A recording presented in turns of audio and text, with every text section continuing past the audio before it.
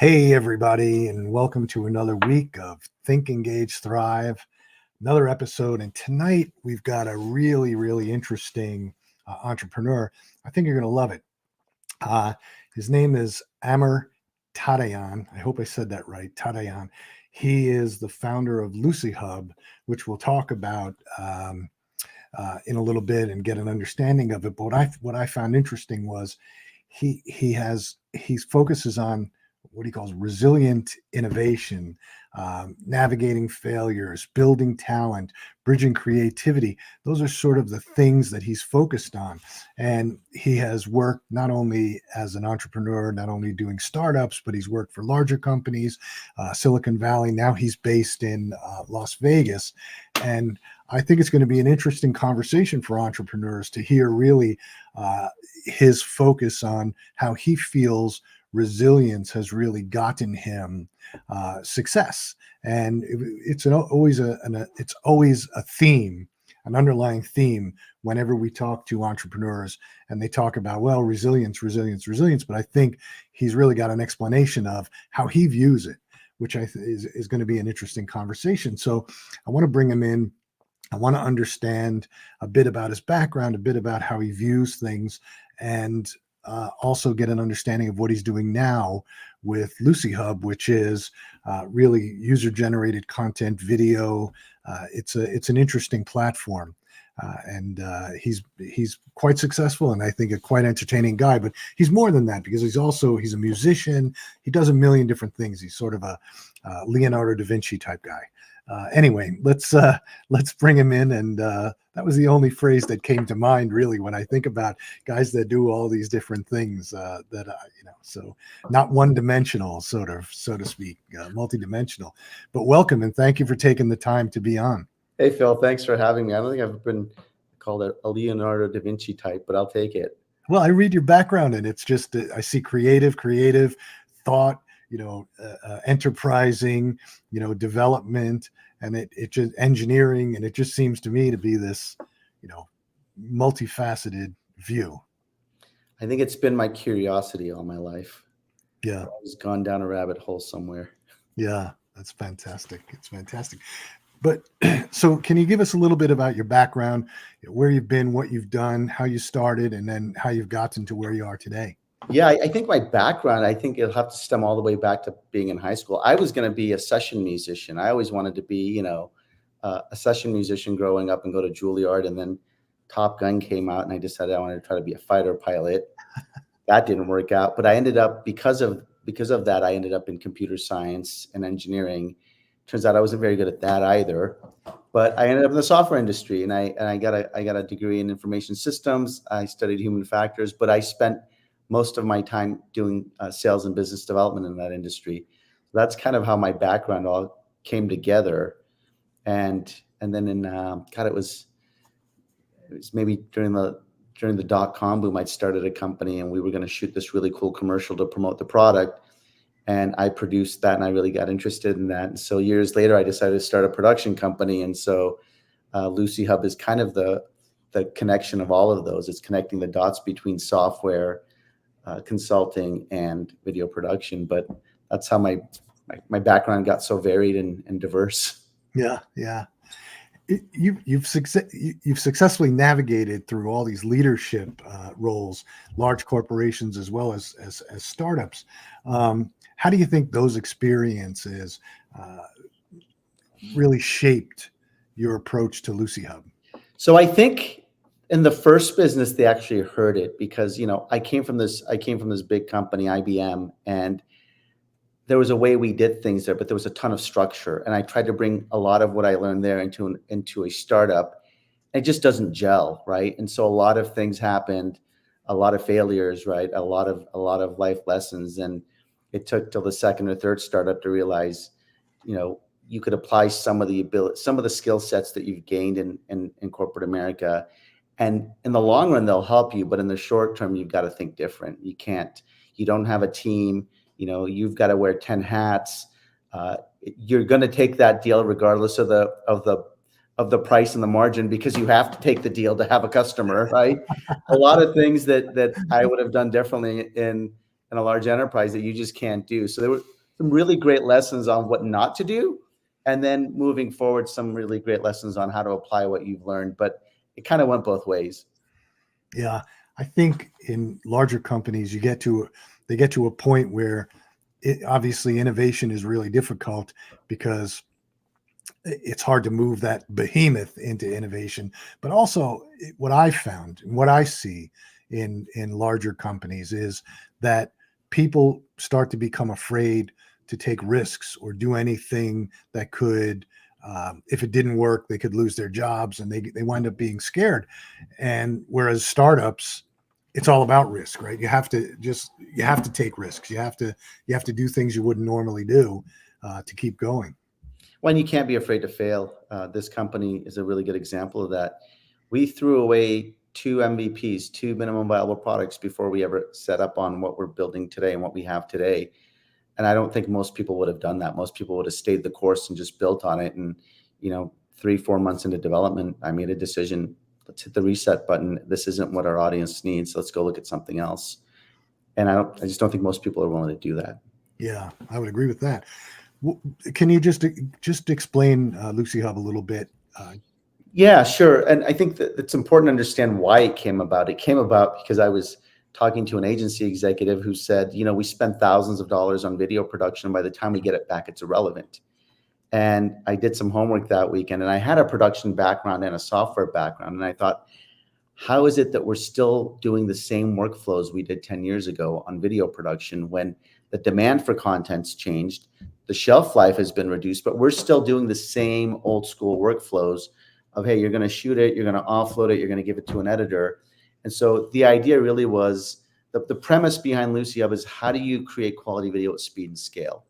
And we started applying AI. Before it was generative AI, it was traditional ML and computer vision, right? And that's how we were doing it. And then Gen AI came back and it came out, and it actually opened up a really big market for us, because prior to November of 2022, our product was from production to final. And today we have a platform that's from idea to final. You can create scripts, shot lists, voiceovers. You can push all that into our cloud, film your content. Most of our clients film with smartphones, actually. They don't even use DSLRs anymore. They film in their environment, they upload using the phone, and they're done. And then we bring it to the finish line for them.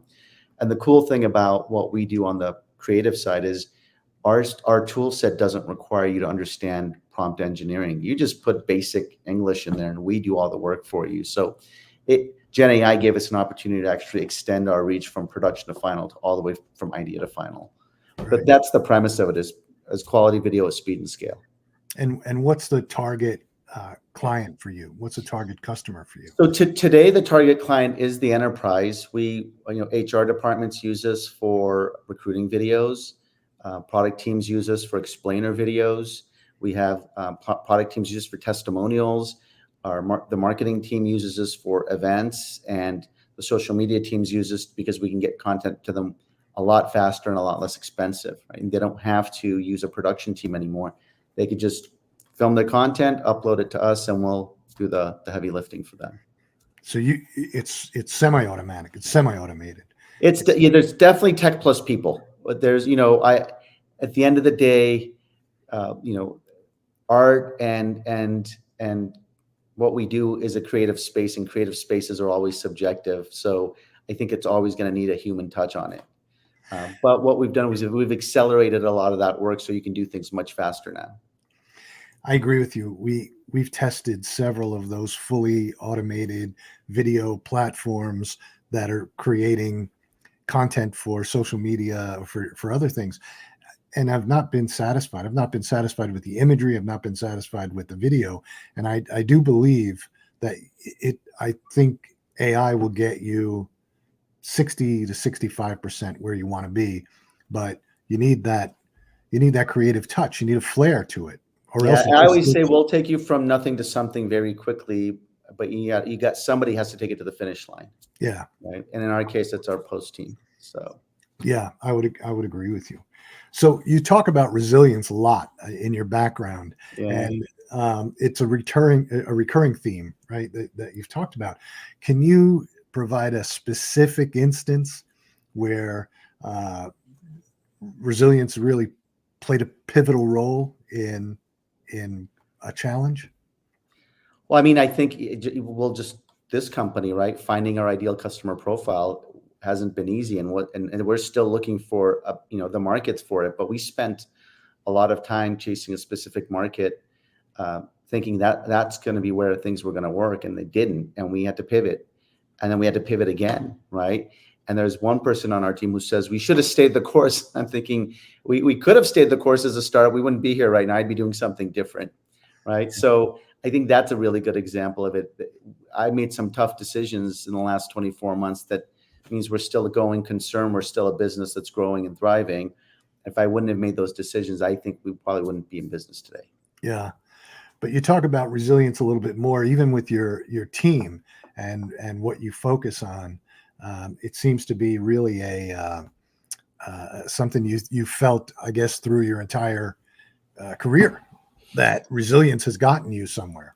Yeah, I mean, I think as an entrepreneur, people don't see the bad stuff, Phil. They just see the successes. They see the press releases. To some extent, it's curated, right? Hey, we did this.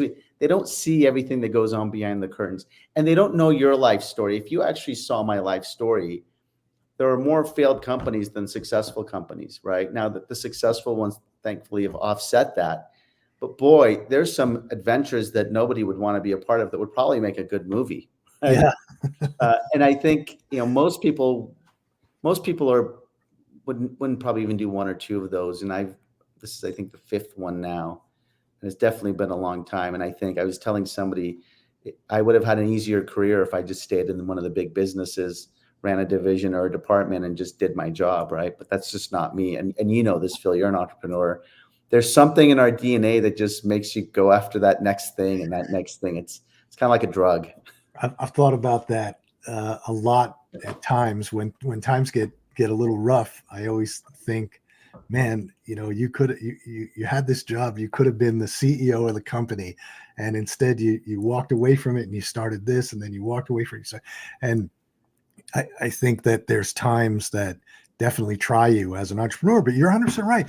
People look at the end product, right? They don't pay attention to the things that went into it. I was just having this conversation with somebody about Red Bull because somebody said, well, we want to replicate what Red Bull did. I said, well, it took Red Bull 25 years to get to what you see today. It wasn't an overnight success. Apple, it drives me up a wall when I listen to startups compare themselves to Apple. And I think you have to go back and read the history of Apple. Go back to 1976, 77, 78, 79, and look at what was happening with Apple. And also look even up into the 90s before Steve Jobs came, they were on the verge of failure. Yeah, I was there then. I worked for Apple then. I was in college and I worked as an Apple rep, and it was an interesting time to see this transition. And Jobs left and Scully came in, and everything that happened there. But you're right. Nobody looks at the journey. They look at the end result, and they don't realize what's gone into it, right? Yeah. And I have to remind a lot of people when they look at somebody and they try to knock them down from their success, you have no idea what that person's been through. You see the end result and you think, that's how they've always been. It's really interesting. Yeah. Well, building something is difficult. So I never knock people down that are out building something, whether I think it's gonna. I mentor at University of Maryland School of Entrepreneurship, and I never tell an entrepreneur that I think his business idea is wrong. All I ever do is make sure that they look at different aspects and come to their own conclusion, because you never know whether I think something's right or wrong is irrelevant, because it may be a great idea. I just don't see it. I'm not a soothsayer. I can't tell you what's going to happen, but I can tell you where I would look for problems. So I think people who knock other people down, it's just, they've never been there. That's part of the problem in today with social media. You've got all these influencers who have never actually done it, but they have a larger voice than others, and they speak with this incredible amount of confidence, but what they're saying lacks substance. And unfortunately, I see a lot of potential entrepreneurs or entrepreneurs who are trying to do this, and they're listening to the wrong people. And my word of advice is always, if you're going to do this, listen to somebody who's already done it. Don't listen to somebody who talks about doing it. Yeah. Right? Yeah. And people have different motivations when they start up businesses, right? People have some founders want to try and become the next Elon Musk. Some founders just want to have a lifestyle business. We had a couple of young entrepreneurs on not too long ago who just are happy. They started out with an app. It was an interesting story. Started out building an app, and I mean, these guys put everything they had into building this app. They really believed in it. They were driving Ubers at night to make money because to keep the app going, and it just was a total failure. But they learned along the way all this great. These great tools about building, managing apps. So they pivoted the whole business into really this app development company, and they're successful, but they're happy in keeping it a certain size because they can travel, they can do their job from other countries, and they don't want to ever be. They're not going to build $1 billion company. Well, so I'll tell you an interesting story. Most of my career for the startups, I swung for the fences. And then finally, I just been beat up so much that I literally set out to build a lifestyle business. I set up a small consulting firm, and I think we grew it to about 20 people, and it was supposed to be a lifestyle business. And that's the one that did the best. That's the one that actually got acquired for a bunch of money. That's the one that, everybody won on, and it wasn't meant to be swinging for the fences. So every time I've swung for the fences, it's been a disaster. And the two times that I actually tried to build something that was just going to cash flow me, it ended up being quite a big win. Yeah, that's interesting. That's an interesting. And this one, by the way, could go either way, right? This one is it's a cool company. It's a managed service. It's amazing tech. It's a cool company. And, if you said, hey, do you want to keep this going? I want to keep it going. I want to do a lot of things with it. But this has a life of its own, and it could go a million ways. I can see it being highly successful because the demand for video at this right now is huge. Obviously, social media is driving it. TikTok's driving it. People don't want to consume information by reading at this point. They don't have time. Static images are really boring. People just scroll past them. So video is the way, but you're 100% right. How do you produce at an economic level for a business? How do you produce all that the content that you need? It's been a fun challenge to solve, or a fun problem to solve, and I think we've solved it really, really well. And it's fun to see our clients' reactions when they submit 12 videos on a Monday and they get 12 videos back on a Tuesday. Oh, that fast? Yeah, we have different SLAs. So our traditional SLA is 72 hours. Anybody who signs up with this, that's the longest they'll ever wait for a video. And then you can pay a bit of a premium to get them in 24 hours. And then we actually have a 2-hour turnaround. Wow. And it's a premium, but we have a couple of keynote speakers who want their content an hour after they're off stage. Yeah. So we deliver it for them, and they post it on social while there's a big event going on to kind of create hype for that event. But we can deliver as quickly as 2 hours. That's amazing. That's amazing. So you have a background in both technology and music. How do you see the intersection of those in what you're doing now? What's really interesting, Phil? This week I launched a podcast called Makers and Jam, and it's the intersection of business and music. I bring guys like you on, and we talk shop, but then I talk with you about your musical influences. And if you're a musician, we'll jam with you. If you're not, we'll do like a name that tune kind of thing with you, or we'll do a live band karaoke with you. But the idea around that is that music in one way or another influences everybody's lives, and I want to bring that out in people. Now, if you look at it from a implementation standpoint, I think there's a lot of similarities between running a company and leading a band, right? You've got the personalities to deal with. What I think is really cool, and at some point I've got to figure out a way to do a talk around this, is really good musicians are great communicators on stage without ever saying anything. Right. And I'm trying to figure out a way to make that applicable to the business side of the world. Because I can be on stage with my band, and we'll just look at each other and know that there's going to be a break, or we know that we're going to have to vamp, or and it's really interesting because they know their business so well, they know what they have to do so well, and they know their parts, that we can literally gel on stage without anybody ever knowing, right? And so I'm trying to find this parallel and saying, how do I apply the lessons learned on stage to communication in the corporate world? Because a lot of problems in the corporate world happen because of lack of communication, or just bad communication, or a breakdown. So that's something I've been exploring. I haven't found it yet, but when I do, I'll let you know. But that's a big thing, is the challenge of, and it's also the dynamics of the personalities, right? Like if I've played in bands where we've had a toxic person, and I've made sure we got rid of that person as quickly as possible, because they bring down the rest of the band.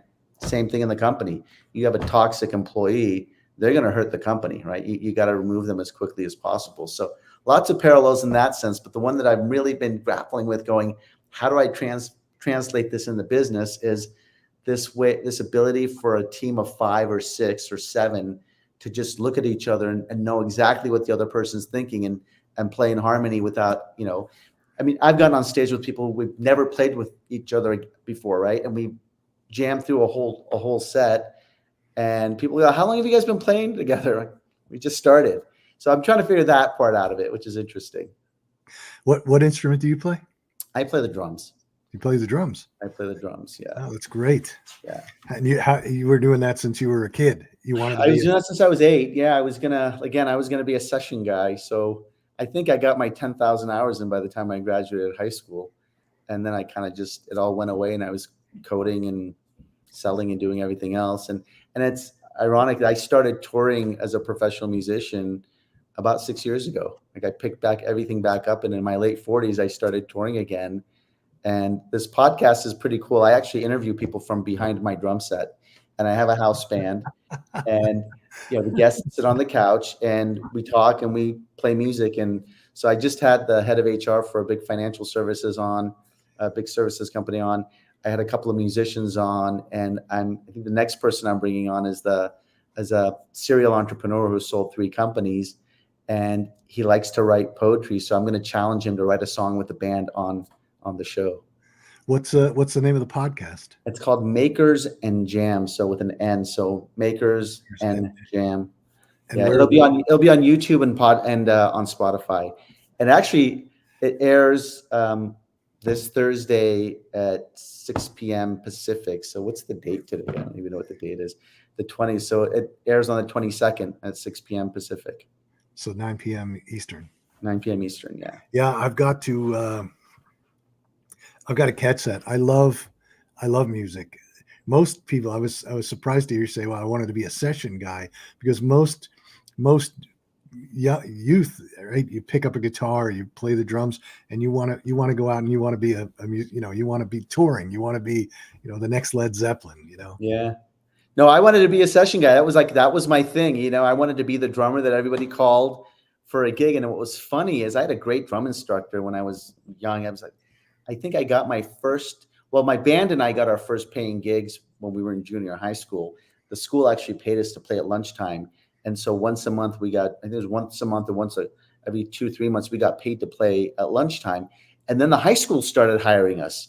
So my friend's mom would pick us up in her van and take us to a high school at lunchtime. We would play, and then we'd come back to school. And then I got a call from a jazz choir that said, hey, your instructor referred us to you. They called him for the gig, and I was 15 at the time. He referred them to me, and they said, hey, we have 2 rehearsals and 2 gigs. Can you make it? I said, well, I'm going to need a ride. They said, oh, you don't have a car? I said, no, I don't have a driver's license. And she says, how old are you? I go, I'm 15. You're 15? And so it's all these adult musicians and a 15-year-old drummer playing in a jazz choir. And we played for a presidential fundraising dinner in San Jose the first night. And then we did a jazz festival the second day. And that was like my first official, getting hired out to play a gig. It was really cool. But I was 15 and everybody else was an adult. Is that what is that the type of music you like best, jazz? I played everything. My drum instructor was great. He goes, listen, if you're going to be a drummer, you better learn everything. So I learned jazz, pop, rock, Latin music, everything. But I was a big prog rock guy because I was a drummer. So I listened to Rush and Neil Peart. That was my jam. But, he taught me to do everything. So growing up, I was in an orchestra, I was in a jazz band, I was in a marching band, I was in a rock band. I kind of did it all. And what's your band now? I've got two. We've got a big 5-piece band. We have an electric violinist in it, and we do everything from pop to country. And I've got a 3-piece grunge band that we play in.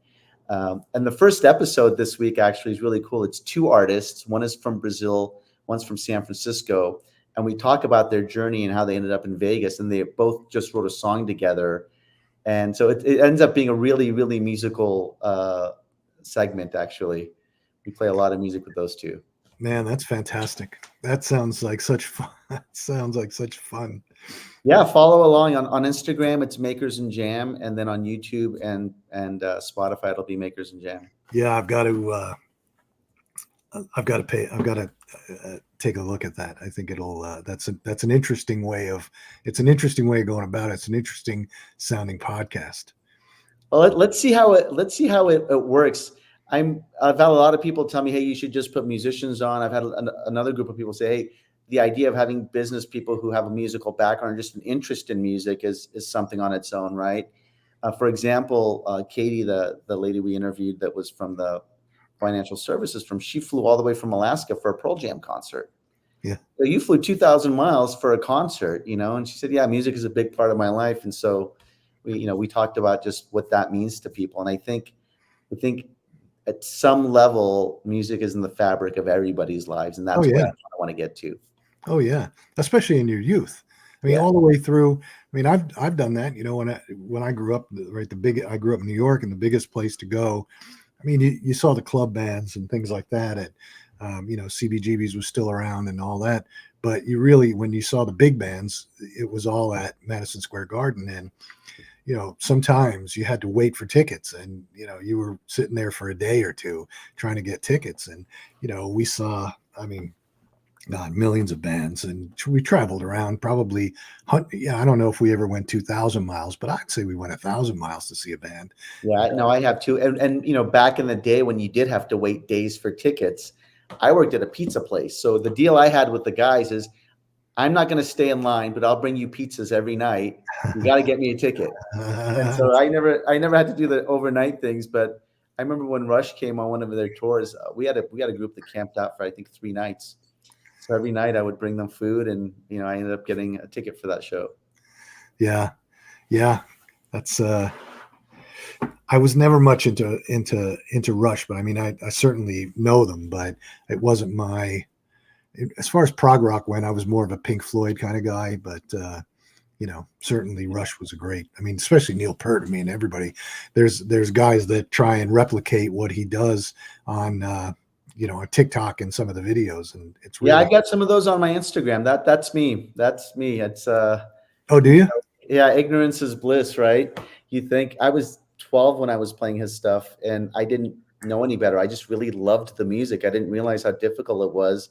And back then you had all the time in the world. So spending 4 hours on a Saturday on a drum set, learning one part of a Rush song was nothing for me. And, but I'll tell you this about his songs.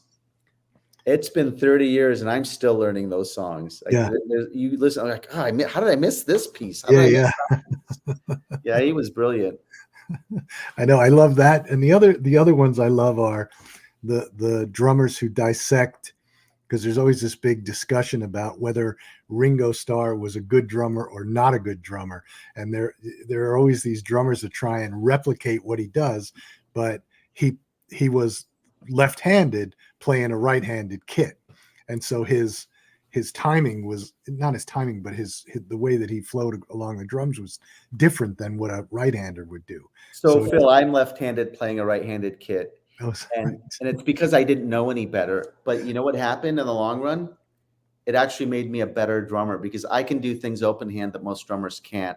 I can do a lot of things differently that most drummers can't, because I learned how to be a right-handed drummer and be left-handed at the same time. Wow. So it actually turned out to be an advantage for me on the drums. Yeah, I love watching those videos. So, and do you do some of them do you have your own Instagram? Oh yeah, I've got an Instagram for my music called at.drums. And there's a ton. There's Rush covers, there's Foo Fighters covers, there's a There's all kinds of stuff on there. I've got to look. I probably have seen them because that's pretty much 90% of the videos I watch on either Reels or YouTube Shorts or anywhere. Yeah, and the ones that have done really well actually were reels. One of them was Foo Fighters. One of them was the Tom Sawyer drum solo for Rush. Yeah, And that's a great one. The other one was a little triplet exercise I did as an homage to the Foo Fighters, to Dave Grohl, because Dave Grohl's a big triplet guy. And I said, triplets inspired by Dave Grohl. And that one actually got a lot of views probably because I tagged Dave Grohl. But yeah. Did he respond? No, nobody did. But that one keeps. I mean, I posted that one 2 years ago, and I still get people liking that one regularly. So it's pretty interesting. It's got a life of its own. That's interesting. Congratulations, man. That's some good stuff right there. Yeah, thank you. So we talked about. I think we brought it up a little while ago about failure, and I advocate that failure is one of the greatest teachers. I'll tell you, I built my first business when I was 27 years old. It was an absolute disaster, and it was a failure of leadership, failure of process management. It was terrible, but the lessons I learned from that, I still carry with me today because I know in the back of my head why I made those mistakes. So can you talk about any of your biggest failures, ultimately how it contributed to your success? Do you Yeah, I mean, well, there's been plenty. I don't think we have enough time on this show to talk about them. There are lessons, right? You can call them failures, you can call them lessons, you can call them whatever makes you feel better. But I have a handful of failed businesses, either the prototypes or the products sitting on my shelf in my office.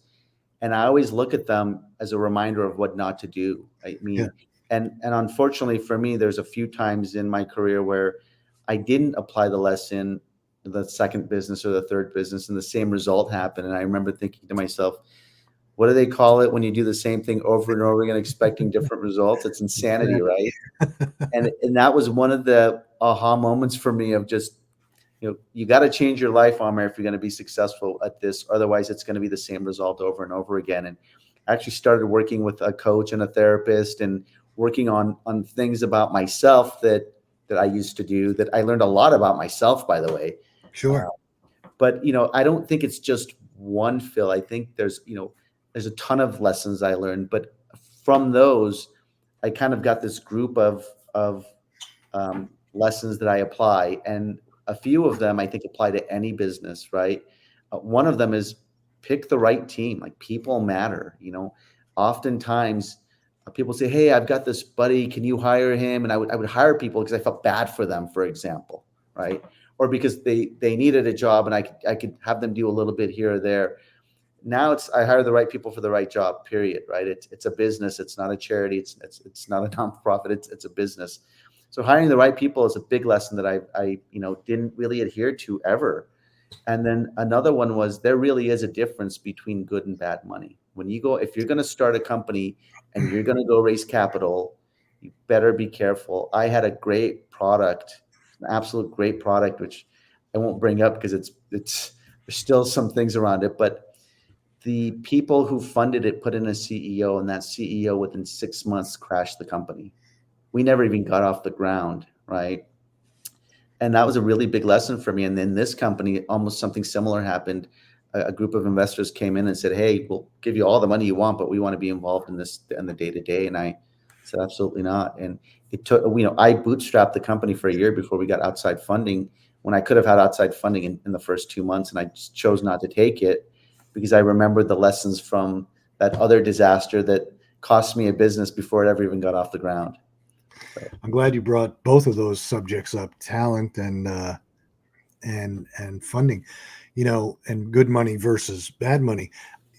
So many, I think that what I see in a lot of young entrepreneurs is raising an A round, raising structured capital is almost a badge of honor when it really shouldn't be, because what you really want to do is build out your vision and keep as much control as you can over the build out. Not necessarily, you don't want to be a control freak, but you want to have control over your business, because nobody sees the vision like you see the vision. I And agree. people are so intent, and I tell people all the time, I tell entrepreneurs all the time, don't be so quick to try and go out and raise structured capital from private equity or venture capital or whatever. You want to find the right investor. And in my opinion, I find strategic investors better than just money, because money is expensive. Just,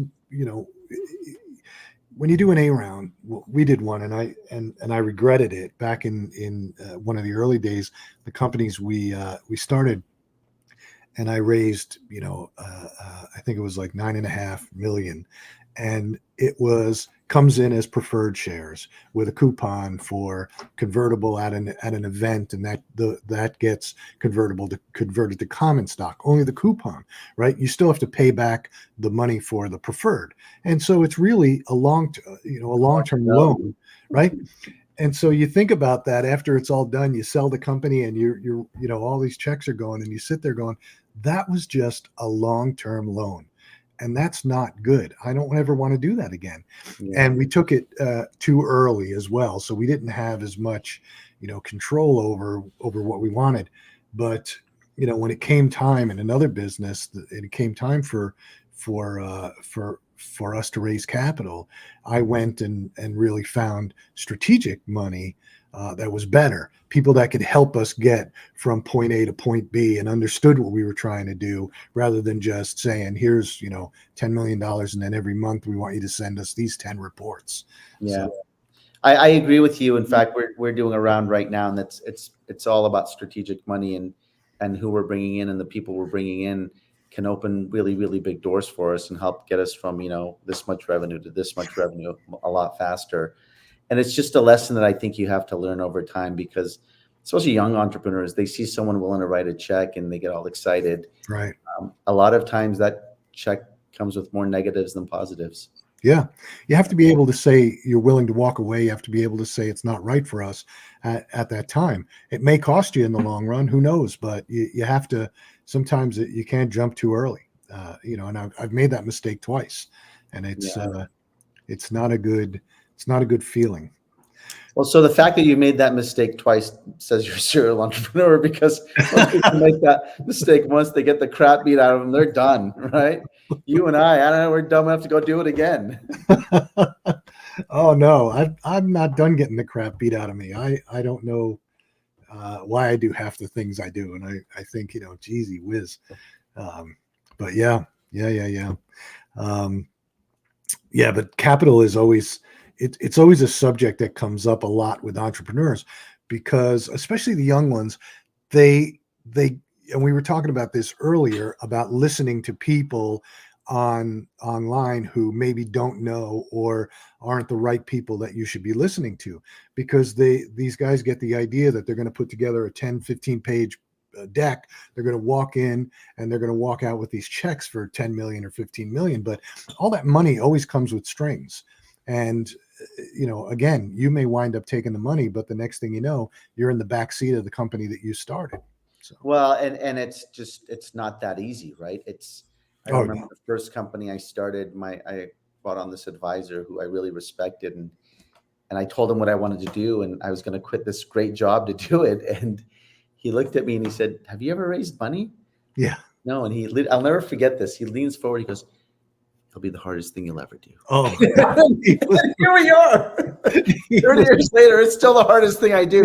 I spend almost all of my time pitching investors or pitching clients. And by the way, our track record and our success rate with clients has been a lot better than with investors. yeah. They see the value of our product. They need it. Investors are just following a cycle or a hype or something. So it's a lot harder to sell an investor on what you do, because they don't need your product. They're just looking for an ROI somewhere, right? Yeah, exactly. And so I joke with my team. I go, guys, we'll be profitable before we close our next round. Yeah. So but it's really hard to do. And it's, in this climate, it's incredibly difficult. And it's interesting, because 3 years ago, nobody cared about profitability. And now everyone goes, well, how close are you to profitability? And I've always been a bootstrapper, so profitability has always been the first thing in my mind, not just growth. And so, this company fortunately isn't too far off from profitability, but we can raise one more round and probably get there. But I have one investor who's got a portfolio. He goes, you're the only revenue generating company in my portfolio, and that freaks me out a little bit. I'm thinking, what are all these other companies doing? Yeah, So they're innovating, building yeah, innovation. No, it's I agree with you. It's a time consuming, difficult process, and it takes away your focus, because instead of building your company, you're going out trying to raise capital. yeah. And It's it's a like herding cats. It really is herding cats, because yeah, it's even a if they full-time commit job. to you, you still have to collect their funds. Yeah, it's a full-time job. And like you said, the investors don't need you. They're looking for a great ROI. Yeah. So, you're better off trying to get as many clients as you possibly can. So, Yeah, I mean, I literally, it's interesting because I love the tech side of things. I love the product side of things. I only got to really do that for the first year. Once we put a CTO in place and I started raising money, that became the full-time job. And, my product team probably hates me because I'm only available to them maybe 2 hours a week. But they know that I'm either in front of a client or I'm in front of an investor, and that's equally as important. yeah, sure. So, Yeah. The other piece you touched on when you were talking about it, about failures, was with people and talent. And it's, I think talent development, I don't care what kind of business you have, whether you're a business like, service business, or whether you're developing a SaaS product, or whether you're developing a physical product, you have to have talent and talent development around you, right? Or because that's how you sort of grow. And you were talking about how you made some mistakes with people and people hiring. What has that, taught you about how has that sort of changed your process or strategy on how you hire people? yeah, it's significantly. Significantly, I I don't just look at their ability. I look at the person. I have a saying now: it's not the person, it's the personality, right? And working with a coach and a therapist and all of that makes you learn a lot about psychology and the Yeah. psychology of people and behaviors. So I watch for certain behaviors, and if I see them, I'm suspect, and I'm less apt to bring that person on. Or I watch for them, and if I see them, if I see them happen regularly, then I actually put a plan in place to either make sure that person isn't here in the company or they've changed their ways. And 9 out of 10 times, they're never going to change their ways. So we're going to give them a rope to hang themselves and they can leave. But I'm much more suspect of bringing people in, especially to leadership roles, right? Because they can make or break a company. It's already happened to me twice. And so it's just a lot different. The other thing I'm really all about in this company and my last company is culture. I want people to feel like they belong. I don't want them to feel like they're tied to a chair. We have a policy. You can be anywhere you want. We don't even have offices, right? We have one down here. I think we use for meetings once in a while, but the deal is that you got to get your job done, and we can measure success and we can measure deliverables. I never measure time. I just don't. I think it's ridiculous, and I think, there's a lot of companies who want people back in the office, and they're going to lose some great people because if you're the right person, you don't have to be in an office. Now, I had one guy, and he was awesome. He said, "Look, I had a product manager." He said, "I can't do this job. I'm used to being in an office. I'm used to being able to shut down and go be with my family. And at this company, I don't shut down and I lose time with my family." I really respected that, right? He flat out told me, because I'm not the guy to work remote and I can't do this. And he left, and I was fine with it, but he was honest about it. But I've never been one to hold people to a time card or an hourly program. You have a bunch of work to do in a startup. And if you don't get it done, I'm going to know. It's not like Oh yeah. you can't hide in a startup. You can hide in a large company. You can't hide in a startup, right? So I try to make it as a positive place as possible. And when you do that, and when you have empathy, and when you lead with empathy, you get a lot more out of your employees than when you treat them like they're just a number on a ledger. And unfortunately, I've seen too many leaders treat people as just a line item, an expense line, basically, right? And I don't think it's the right way to do things. But you know, I'm I'm me, and there's other people. So, I tend to agree. I've never had the philosophy of holding people to time because time is irrelevant.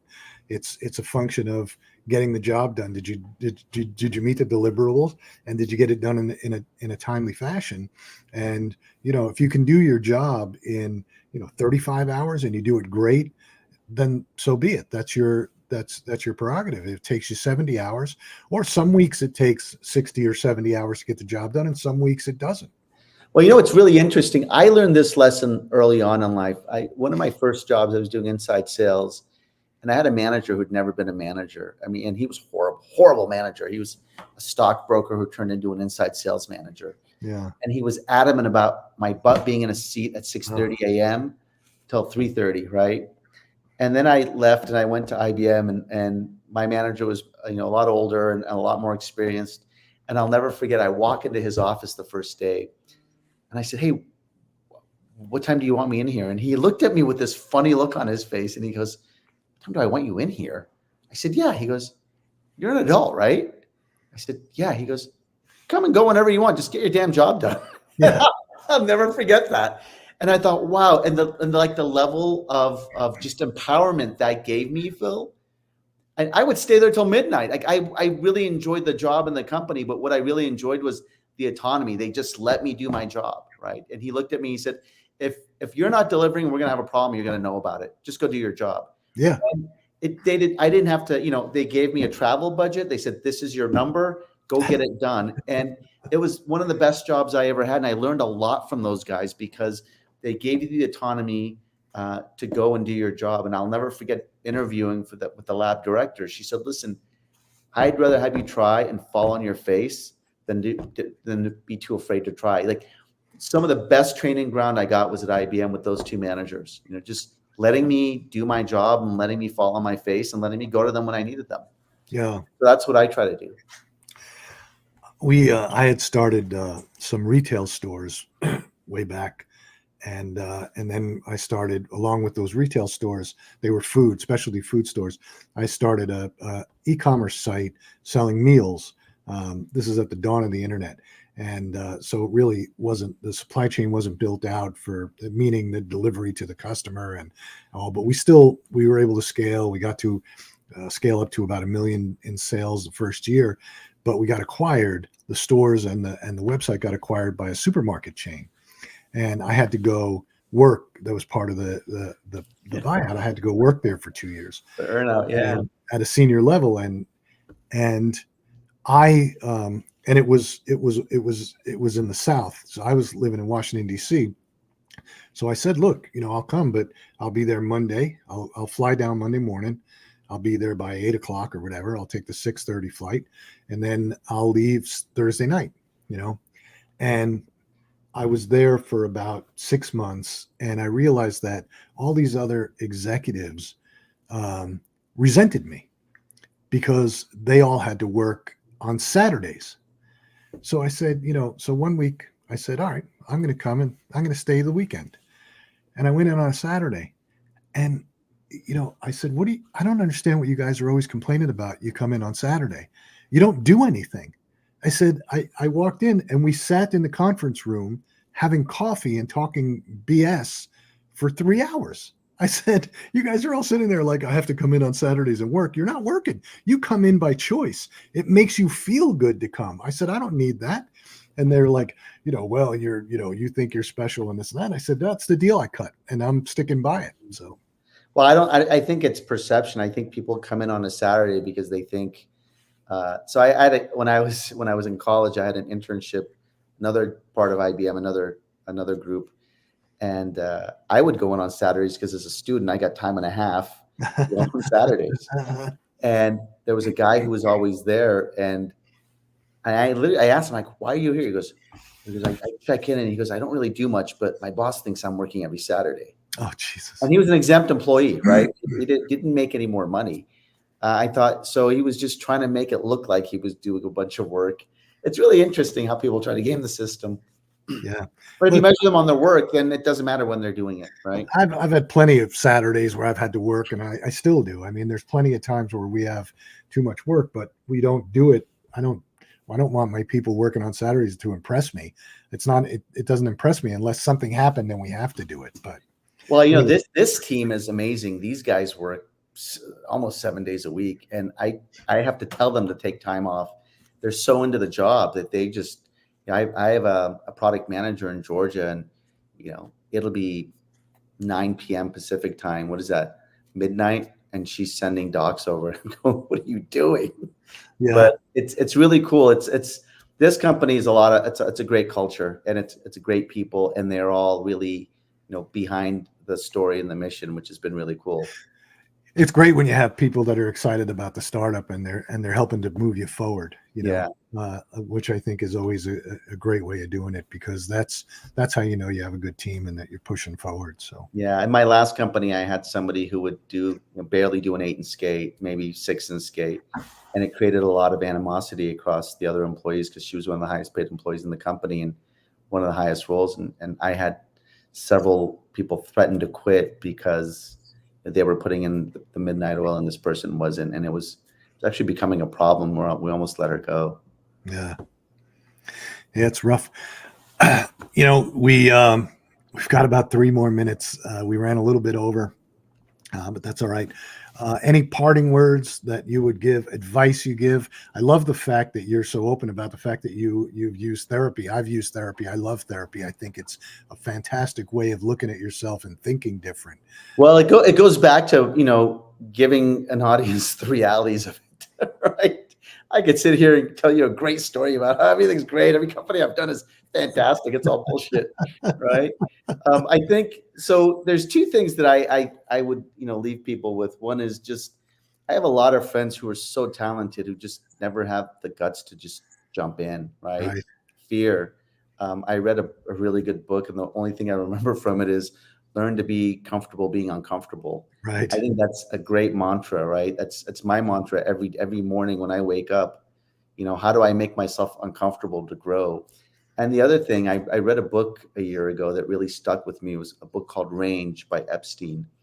And it talks about the role of the generalist in innovation and in business and in life.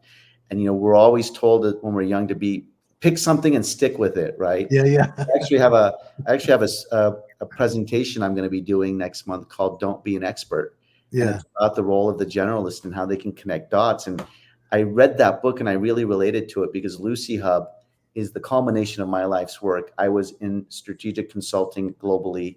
I was in the software industry. I was a filmmaker. And if you look at Lucihub, it's tech plus production plus people, right? It's literally connecting those dots and making something really cool out of it. So I think that, that's a book I recommend to everybody, but I think it's, hey, you don't have to be an expert to be really, really successful at anything you want to do. And don't be afraid to jump in and, learn to be comfortable being uncomfortable. Yeah. That's great advice. It's great advice. And because it's true, when you're doing a startup, you are a generalist, and you need to be a generalist, and you need to be okay with being uncomfortable and being afraid. I'm uncomfortable every day, Phil, and I have a great one of my board members. He said, "Amer, if you're not having at least 3 mood swings a day, you're not a founder." He goes, something good happens, and then something bad happens, and then something good happens, and you're like this all day, and then he's not wrong. No, it's the truth. Well, I enjoyed having you. I really appreciate you taking the time. I appreciate you inviting me. This was fun. One of the things I love about your show is you highlight, the everyday entrepreneur, not the guys who hit the grand slams and never had to do anything again. Yeah. Because there's more of us than there are of the Elon Musks and Zuckerbergs of the world.